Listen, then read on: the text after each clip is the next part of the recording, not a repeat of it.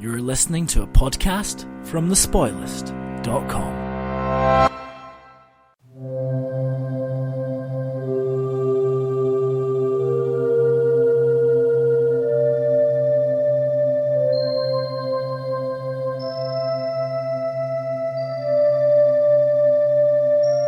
Cyberspace, the new frontier.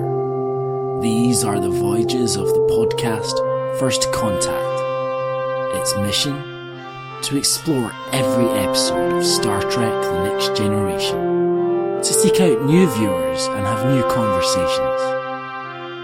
To boldly view what many have viewed before.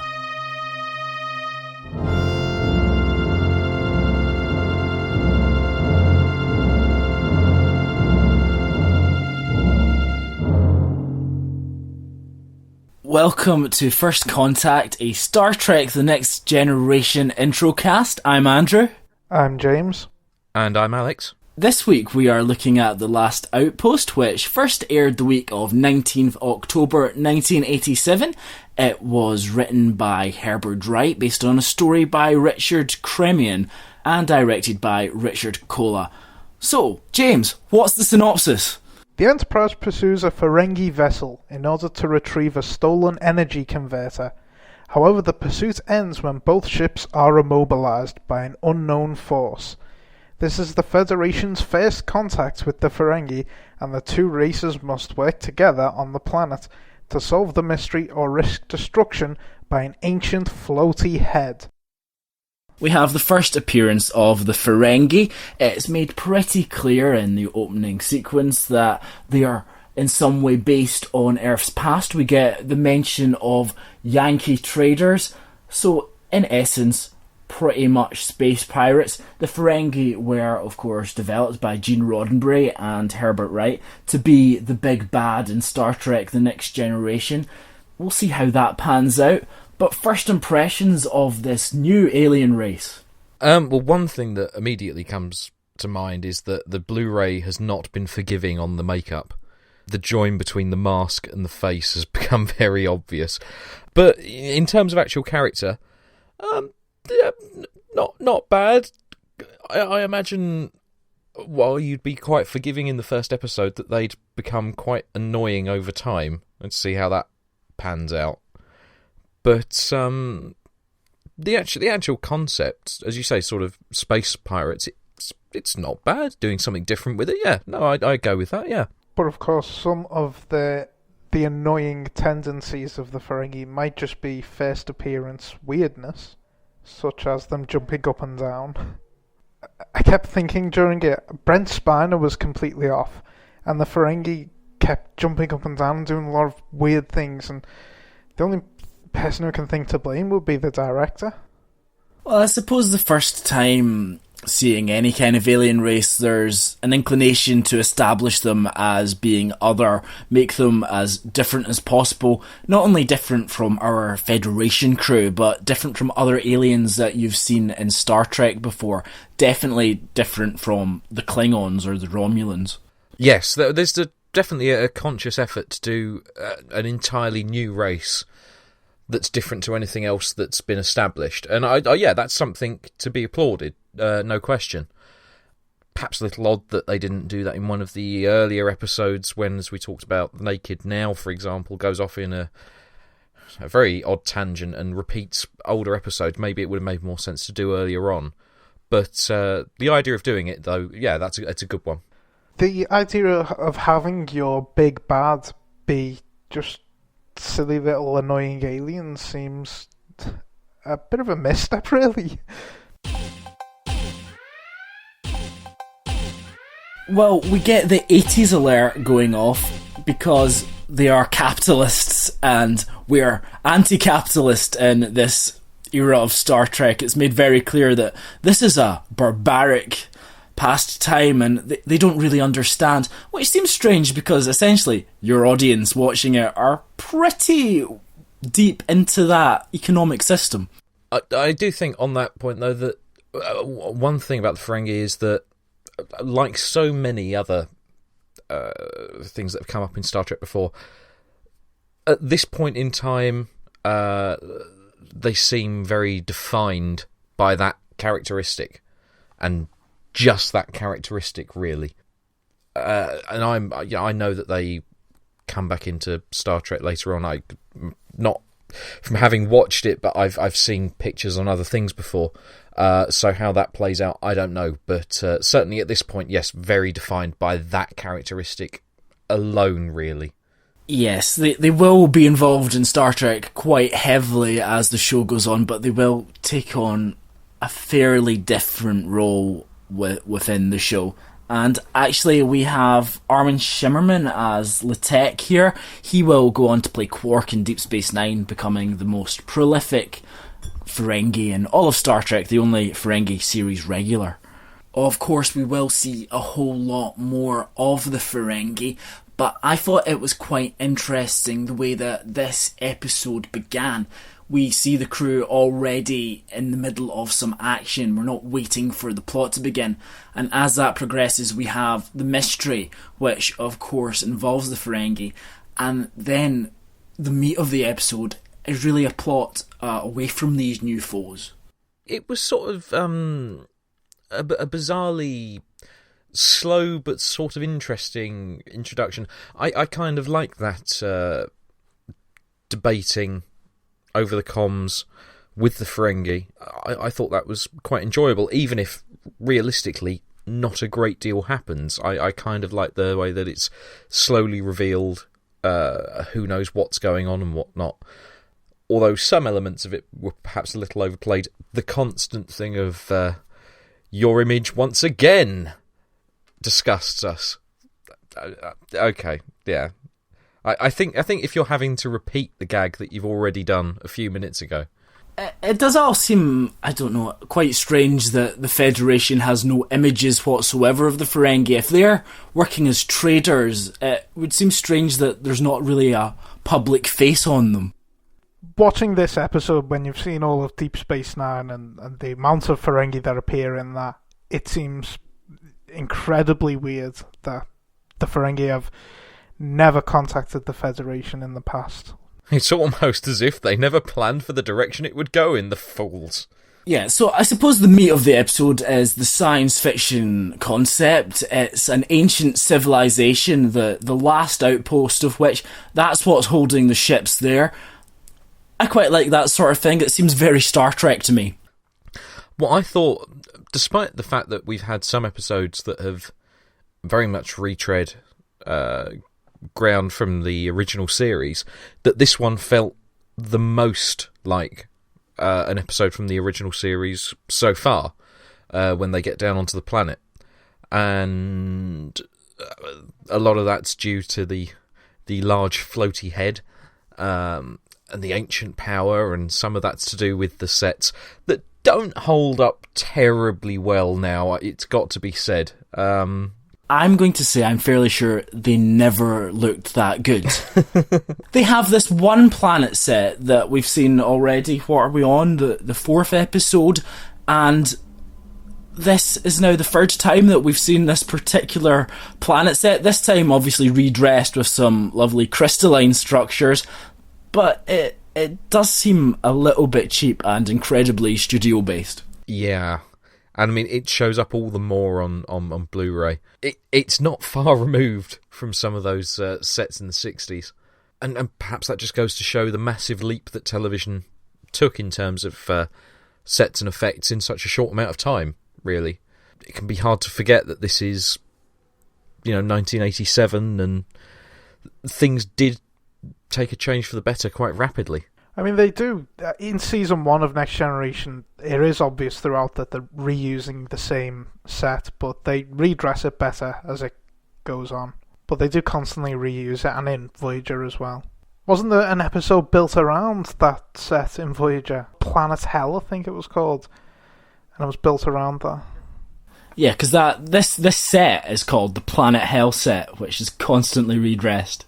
Well, I mean, they did something a bit different with it this time. I mean, they put in a rope bridge. There was a bit of lightning. Yeah.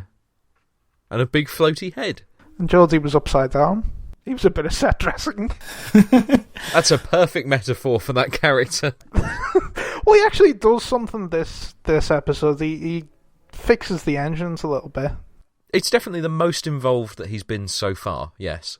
It was quite interesting to me to see Geordie down in engineering with no chief engineer to be seen this time. They were obviously still waiting to fill that vacancy, but you can see Geordie is obviously quite into his technology. It's a character trait that will come back, and you've seen that already with his friendship with Data, that maybe Geordie and tech are a good combination. Okay, so he has a love of machines. Like Tasha Yar. Initially, the crew think that the Ferengi are the perpetrators of their downfall. The Enterprise suffers a power drain. They're no longer able to use warp engines. I feel they missed a massive trick here, which Star Trek would learn from in the future. There's a massive power drain.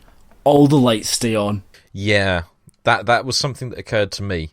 Although I sort of felt, am I just picking holes for the sake of it?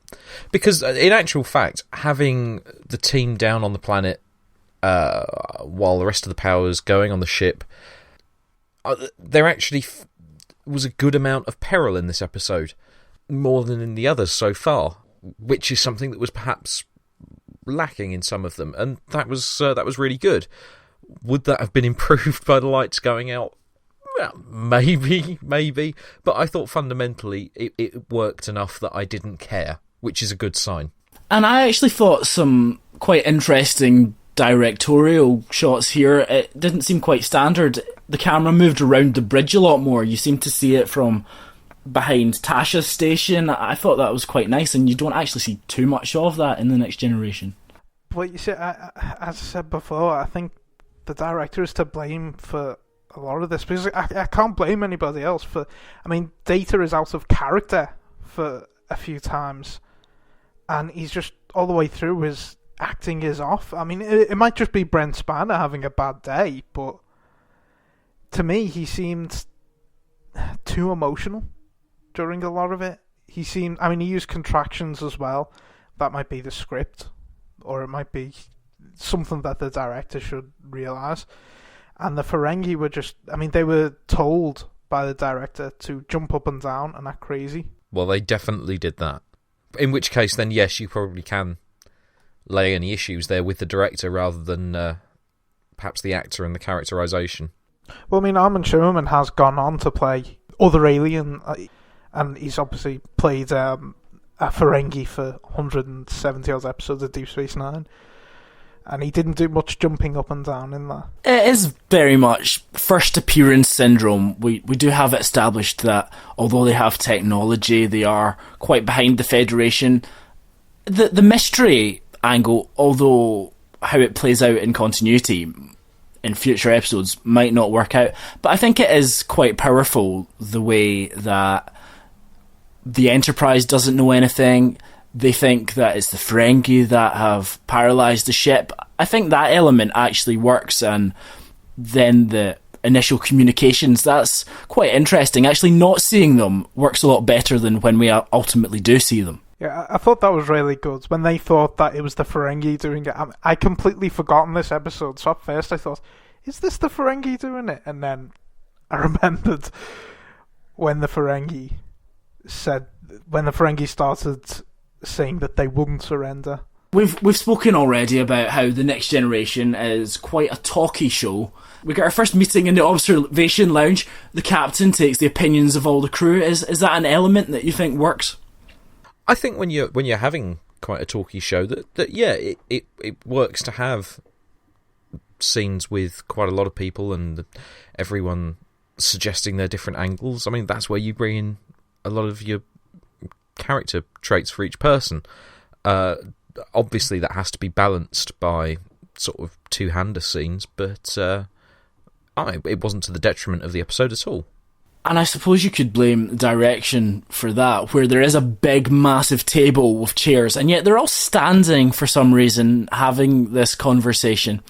Well, it's more urgent. They don't have time to sit. They don't have time to sit. They couldn't do this all on the bridge where they would be anyway and are in earshot of each other, but they go round the back to this room. Another point, when they first go in, there's children playing in here. Yeah, that stood out as well. Although the whole idea that there's children on the ship has always seems an odd one to me anyway. I've never really been able to get a handle on why there's children on board. Yeah, and in this case, it's later established that this meeting room is right behind the bridge. The only way you can get to it is through the bridge. And Riker says, this is out of bounds. Where have these children been? And does nobody notice?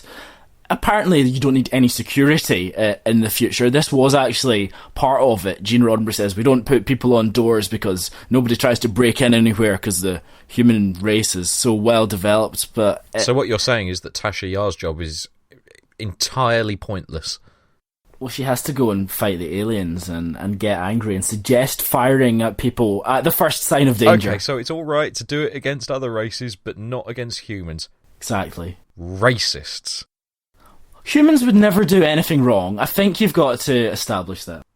In terms of what we were saying before, though, about Next Generation being quite a talky show, it's interesting that at the end of the episode, we're getting one of the more action-y episodes that we've had so far, and yet the resolution of that is quite a talky resolution. It does seem to be almost... You put our crew and some of the other crew on this planet, and you think, oh, it's going to be another shootout, maybe it's going to be Riker fighting like Kirk fought the Gorn, but it does seem to resolve itself in a different way. And in regards to that, did anyone else find it slightly jarring that the Guardian starts out almost like the character in Monty Python and the Holy Grail with the bridge crossing, and all of the things about not listening to anything anyone's got to say, but then pretty quickly climbs down when he goes and talks to Riker. It's an amazingly fast climb down. Yeah, it is a little bit jarring in some ways. I mean, that floaty head, which warns them, it's the most cliched Star Trek thing you can possibly have. If anyone was describing a bad Star Trek scene, it'd probably be on a ropey looking planet with a floaty head spouting philosophy. Here, maybe, we are early in this series run. It's fine. I wouldn't say it's a homage, but this is how we're dealing with intelligent alien races at this point. Yeah, that sums it up perfectly. There's nothing else to add to that. So, yeah, let's talk a little bit about the Ferengi. They wear some sexy fur and phaser whips. What did you think of them as a weapon? They seem practical. It's an odd choice. One I imagine might be dropped. I mean, it's not the most practical of weapons, really. I think it's just an attempt to make something different. The Federation have phasers, and Klingons and Romulans have similar. So have an alien race with a different type of weapon. Though you've got the old Indiana Jones syndrome there. It's like the scene with the guy with the sword and then just shoot him. I mean, it's sort of an uneven match there, really. Yeah. And it's all these things, it's like, these energy weapons don't work. We'll take a gun down, it'd be fine. Have a projectile weapon. That would work. No worries. You know what? Even a rock would do. Just throw a rock at him. Do you not know that all the rocks on these planets are polystyrene? Really? I mean, they looked so realistic. You're shattering my illusions. Oh God, no. How can it possibly be? I would love an episode where it's just Riker and Tasha Yar throwing rocks at some Ferengi. That'd be brilliant. So some nice character moments I sort of thought in this episode. I liked that in the meeting after Geordi's big plan to go straight to Warp 8 failed, he was really despondent in the meeting, just staring out the window. Perhaps a little bit stroppy for a Starfleet officer, but nonetheless, it's nice to have any kind of character reactions to anything. Yes, it's nice to see more of Geordi where they're giving the character more to do than just talk about the fact that he's blind, or complain about the fact that he's blind, or something else relating to his blindness, really. Wait, is Geordi blind? Well, I'm not sure, but I think that there's been hints. Oh, I never got anything from that. And Worf, also, Riker asks to take Worf on the away mission. Can you spare him? He asks as if Riker isn't in charge of saying who goes on away missions. As the first officer, he could probably order most crew to come with him. But I like that they're sort of saying, yeah, we need muscle. Let's take Worf down to the planet.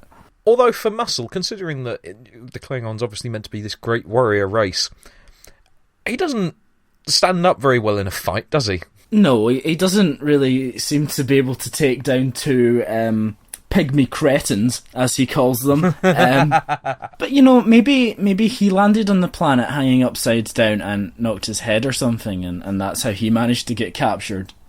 And Data. There's obviously some character moments there with Data where he's got the Chinese finger puzzle, which... Character moment. So Data is clearly an idiot at this point and can't work this out. I mean, it couldn't really be played that well, that scene, but I mean, Brent Spiner just seems completely off in this whole episode, and the finger trap thing doesn't really help. Well, they give an awful lot of time over to the finger trap motif. And I mean, it couldn't be more obviously shoehorning in a metaphor if they put up a giant neon sign with the rest of the cast standing in the back of the shot, pointing, mouthing the word metaphor, metaphor. Wait, do you think it's a metaphor for something? I mean, it's fine, but maybe there could have been a little less of it. And also, why are there so many finger traps on board? Why do they have a crate full of finger traps that they're able to send to the Ferengi? Why is that something that's necessary to carry on board? It's referencing a original series episode. There's an episode called Trouble with Tribbles.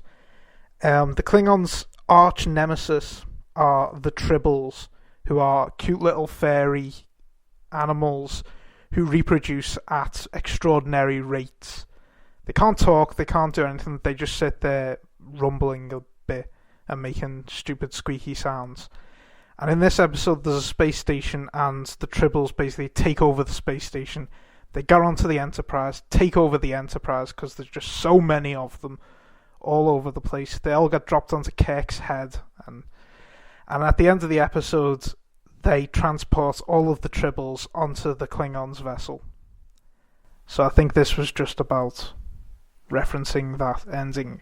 Which is another kind of shoehorned ending, and I suppose it is to say, well, these are the bad guys now. We're not worried about the Klingons, but we're worried about idiots.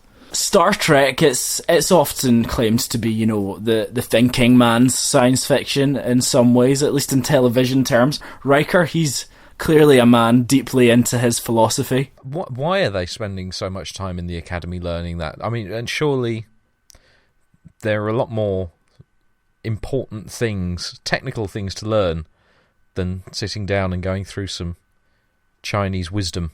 Is Shanshu the best philosopher to talk about? I mean, he was basically a warmonger, wasn't he? It's amazing that he found the time to study philosophy, what with all of his looking up people in the shower on the old data records. Well, there's a lot in those records. You never know who might have been showering while reading philosophy. Philosophy and showering. He's got a wide set of interests. I suppose it's all about differentiation. I think here we're trying to establish, look how wise the humans are and how old-fashioned the Ferengi are in terms of their thinking. So everything here is about differentiation. That's probably the failing of the Ferengi.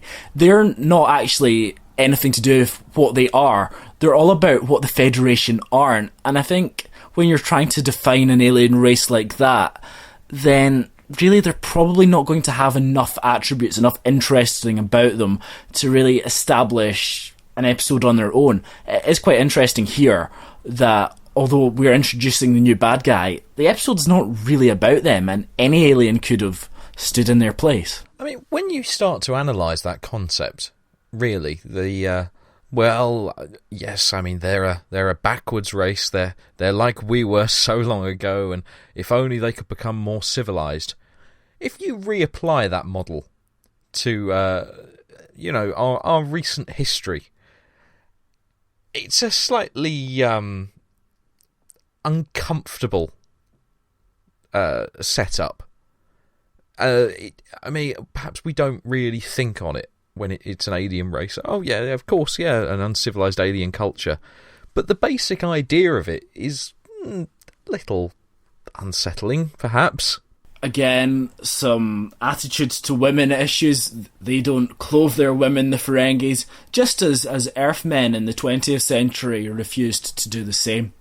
It comes just after Code of Honor, where they had the alien race going, your women are security officers. Oh, and this episode it's, your women wear clothes. Oh. I think maybe that's a symptom of writing in television at the time. And you could say that perhaps that quite often comes in with things like The Next Generation, in that there's a conscious effort to try and do a 180 and turn the wheel the other way. And let's take that first episode, for example, again, with the scene where you have someone come on in a dress. Fair enough.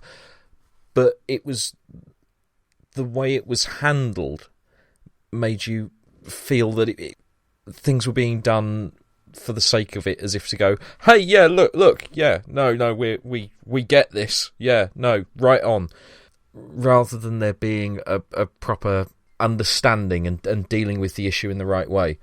And maybe you can say that about the way that they treat the female characters in this sometimes. Maybe it can come off as patronising, well-meaning, but not quite there. I think there is a point about how the shoehorning in how they're more advanced when they're not any more advanced than humans in 1987 were. You know, it's not like it would be weird to like have a policewoman in 1987. That wouldn't be weird. That wouldn't be out of place. And of course, we clothe our women. So it's trying to shoehorn in another, we're advanced, we're better than these aliens, and also trying to say that this is a better future. There's also the very thing, that them saying, oh, we're better than them, they are but children.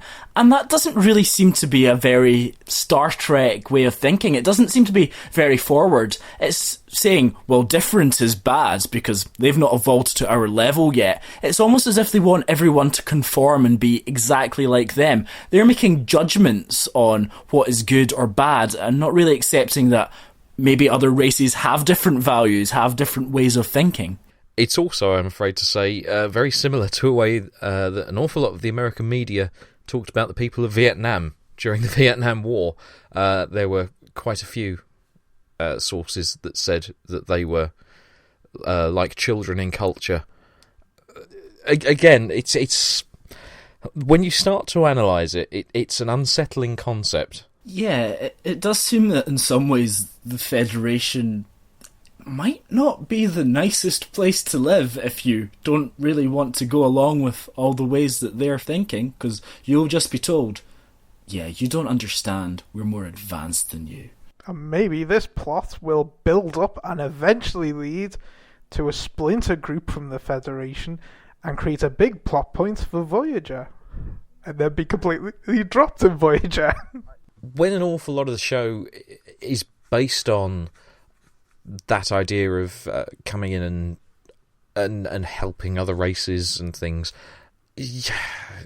there is all too much of an opportunity occasionally, if you're not careful, to do it in a very patronising manner, and then the connotations off the back of that can be dodgy in the extreme. So I do think it's very fertile ground to look at. And maybe that's something that this episode might have benefited from, just a bit of a discussion of that. Although it was fine. Let's be honest. It didn't suffer for not having it. It just would have been an extra element that would have been interesting to consider. But there's nothing to say that that can't be done later on down the line and be a good episode in its own right. But I suppose if we are reading deeper into this than we possibly need to, and we are, you could say that the whole Takon storyline, that's a great empire, which in some ways they say is on the same level as the Federation. Their philosophies are similar. They understand that was a vast star empire. And like all things, this has fallen as well. So maybe there's a comment there that Federation ideologies won't last forever and something else will come along. No, I think that's quite an interesting and apt comment. I think that's quite a fair reading, to be honest. Now, this episode actually is from slightly later in the production. At this point, they started shifting them around a bit. So this episode was the 7th episode produced. Obviously, they're wanting to front load stronger episodes. Did you get much of an impression that this is a show now finding its feet a bit more? To a degree, yes. I thought it was definitely stronger than the previous 2 episodes.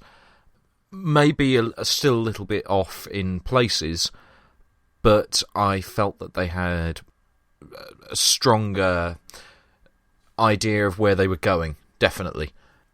And that also helps not to be repeating an old episode from 60s Trek, even if bits of this felt in the same vein, or specifically once they get down onto the planet. But as we said before, the peril on the ship was a lot more tangible than has perhaps been in other episodes. Yeah, I'd say sensible move to move it further up the run. Perhaps it would have been even more sensible to move one of the previous 2 back a bit. Personally, I was quite surprised. I'd completely forgotten this episode. I didn't really remember anything about it at all. And I quite liked it. It did seem to me a show more confident about where it's going. There are some elements that are obviously off, but I thought it was a solid enough kind of mid-season episode. It's not spectacular. It's got a lot of Star Trek tropes in there, but in an episodic show, you're going to have them coming up. So I thought it was a perfectly strong episode, really. I think one thing to remember is that even as the 7th episode to have been recorded, 7 episodes in is still very early in the run. You know, that is still the show finding its feet. And I think you have to allow leeway for that. Definitely. James, I sense that you have a lesser opinion of this show. Yes. I mean, the show doesn't start finding its feet by episode 9. I mean, I would say I'm a defender of season 1. I know I don't sound like it, but I think I like it more than other Star Trek fans do. But they get the Ferengi. They're just annoying in this episode. There's no threat from them. And in later stories, in Deep Space Nine, there's no threat from them, but they've got other things going for them. But in this episode, it's built up that they're this big bad, and they don't meet those expectations, so it just makes for not very good episodes. If you've got an opinion on this episode, then why not leave a comment on our blog? Go to thespoilist.com and click the podcast button and you'll find all the episodes there. You can subscribe to us on iTunes or follow us on Twitter and Facebook. Just search for The Spoilist. We'll be back very soon with another episode, but for now, goodbye. Goodbye. Goodbye.